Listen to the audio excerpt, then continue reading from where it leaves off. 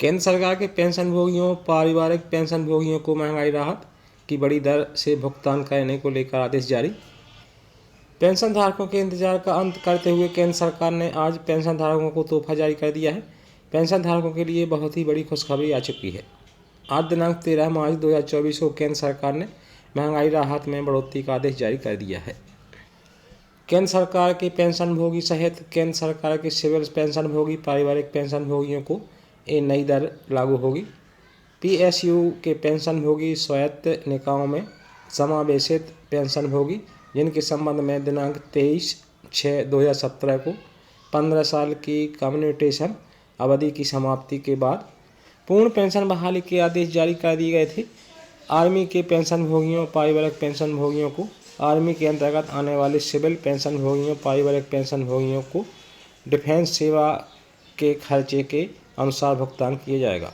अखिल भारतीय सेवा के अंतर्गत आने वाले पेंशनभोगियों और फैमिली पेंशनभोगियों पर ये नई दरें लागू होगी।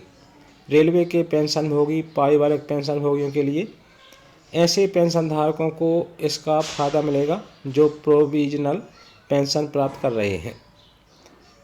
बर्मा सिविलियन पेंशनभोगी पारिवारिक पेंशनभोगी को पाकिस्तान के विस्थापित सरकारी पेंशनभोगियों के परिवार जिनके संबंध में इस विभाग के द्वारा 2017 में आदेश जारी किए गए थे।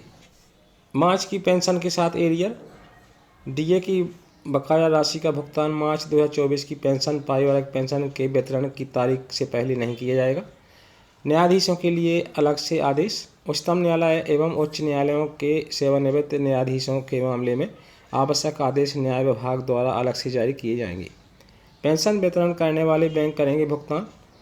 प्रत्येक पेंशनभोगी के मामले में डीआर की गणना करने की जिम्मेदारी पेंशन वितरण करने वाले बैंक के अधिकारियों की होगी। पेंशन वितरण करने वाले बैंकों से अनुरोध है कि किसी अन्य निर्देश की प्रतीक्षा किए बिना इस आदेश के आधार पर पेंशनभोगियों पारिवारिक पेंशनभोगियों को डीआर के भुगतान की व्यवस्था करें।